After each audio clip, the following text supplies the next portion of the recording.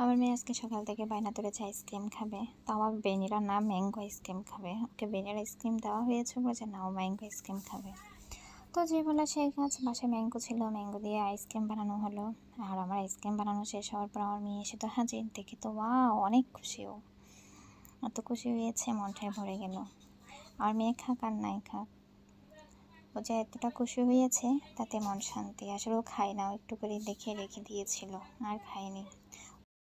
এই তো আমি আইসক্রিমগুলো সব কাপগুলোতে নিয়ে সেট করে এরপর ফ্রিজে রেখে দিব। এখন আমার মেয়ে তো মানতে রাজি না, ফ্রিজে রাখবো না, ও সবগুলো নেবে, নিয়ে এগুলো খাবে। আসলে একটুও খাবে না, জাস্ট নষ্ট করবে, এতটুকুই।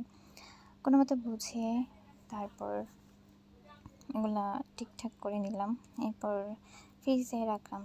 ফ্রিজে রেখে এরপরে দিলাম, কিন্তু আমার মেয়ে একটুও খেলো না। এই যে দেখতে পাচ্ছেন আমার সাথে টানাটানি করছে, ও তো অনেক খুশি। আর আমার আইসক্রিমটা কেমন হয়েছে অবশ্যই সবাই কমেন্টে জানাবেন। আল্লাহ হাফেজ।